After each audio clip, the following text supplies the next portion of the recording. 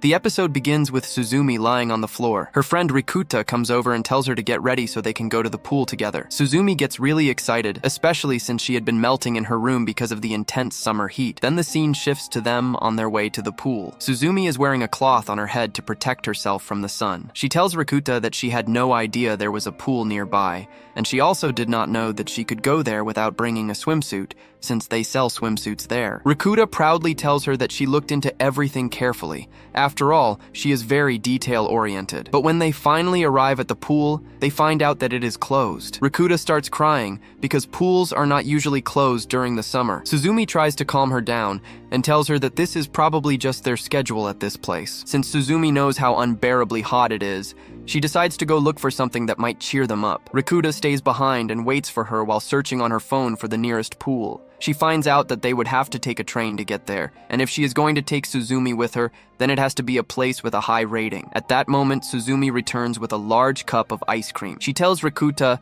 that it is called shaved ice. She remembered seeing a vendor around the corner, so she thought it might help cool them down a little. The scene then shifts to the two of them sitting under a tree while eating the shaved ice. They find it incredibly delicious. The sweet syrup is very sugary, melting together with the ice, and they start eating it eagerly. Then Chun explains that shaved ice was even mentioned in the pillow book from the Heian period. Back then, there were limited ways to transport ice, so only nobles were able to enjoy it before it melted. After that, we return to Suzumi and Rikuta as they laugh together. Suzumi then takes Rikuta to a place she wants to visit. When they arrive, we see a large lake surrounded by trees. Suzumi did not know about this place before, but she discovered it during one of her walks a few days earlier. Suzumi gets very excited and immediately steps into the lake. She tells Rikuta to come in with her, saying that it feels refreshing. Rikuta joins her, and she realizes that the water feels amazing. The two of them then spend a long time playing happily in the water. After that, the scene shifts to Sora and his friend at a restaurant filled with girls dressed as maids. Sora feels embarrassed because he knows exactly what is going through his friend's mind. Then he gathers his courage and asks him to tell him what happened when he met Suzumi, but he does not know where to begin. His friend encourages him and says that he already knows the story. The girl in the maid outfit wanted ice cream, so she asked him for some. Then he saved her from getting heat stroke. After that, he met her again at the summer festival and helped her find her friend. Sora's friend laughed because the whole situation sounded so strange. He had expected Suzumi to be Sora's girlfriend, but Sora quickly told him that was not the case. His friend was about to ask him for a favor, but their conversation was interrupted when the maid came over and served them cheesecake and hot tea. Cheesecake originally dates back to ancient Greece, where an early version was made by wrapping fat, eggs, cheese, and milk in fig leaves. When Sora tasted it, he found it incredibly delicious. Then he asked his friend what favor he wanted. His friend first asked him not to laugh at his request. Then he explained that he was thinking about making clothes, but he did not really understand how to design loose-fitting outfits. Because of that, he was hoping he could borrow Suzumi's help. Sora was surprised and said that he thought his friend was interested in cooking, since they were at a home economics restaurant. His friend explained that he originally thought he would learn sewing, but he had ended up focusing more on cooking. Then he asked Sora if he remembered the summer research project they had been assigned. His goal was to make an outfit for that project. Sora finally understood what he meant. His friend continued,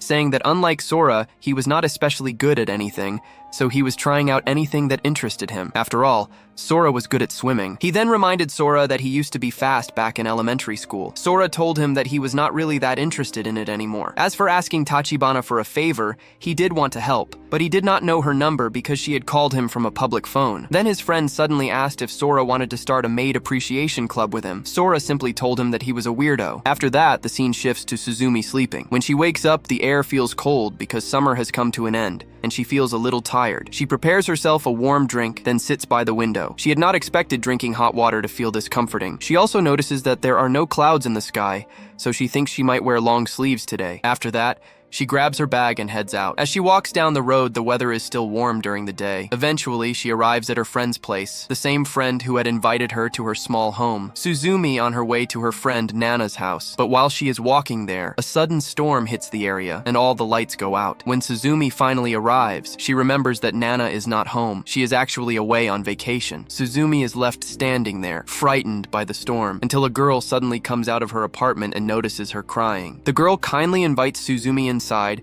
and introduces herself as Anzu Shingetsu. She says that she lives in apartment 202, then tells Suzumi to simply call her Anzu. After that, she asks Suzumi what kanji her name is written with, and Suzumi answers that it is written with just one character. Anzu warmly tells her that she is happy to have her there and asks her to make herself at home. Suzumi is immediately surprised by how beautiful the room is. Then she notices a lamp and becomes interested in it. Anzu explains that she usually uses it when she goes camping, but it is also very useful in situations like this. After that, Anzu asks Suzumi if she would like some tea. She prepares it for her and explains that she had been feeling bored while listening to the radio, so she asks Suzumi to sit with her for a while, if she does not mind. The two of them then begin talking about themselves, where they came from, and how much they enjoy going to summer festivals in Japan. Anzu says that when she was little, she always got excited about wearing a yukata, but she also used to get lost all the time. Suzumi tells her that she actually got lost a few days ago too. Anzu laughs and asks if she simply cannot resist the festival atmosphere. Suzumi explains that a few days earlier,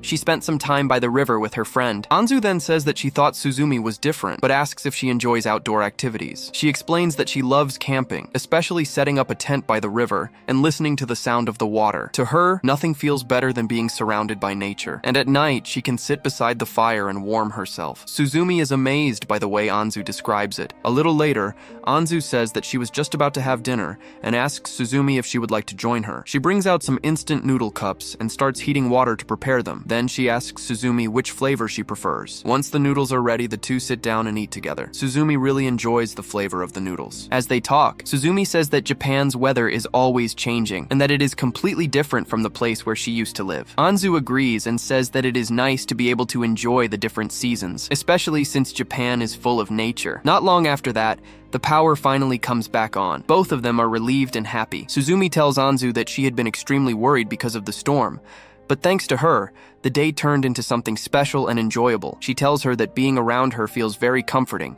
and thanks her for spending the day with her. Anzu smiles and says that she had been feeling bored too, so she is also grateful for Suzumi's company. And that is where today's episode comes to an end. If you enjoyed the video, make sure to hit the like button, subscribe to the channel, and turn on the notification bell so you never miss any new update.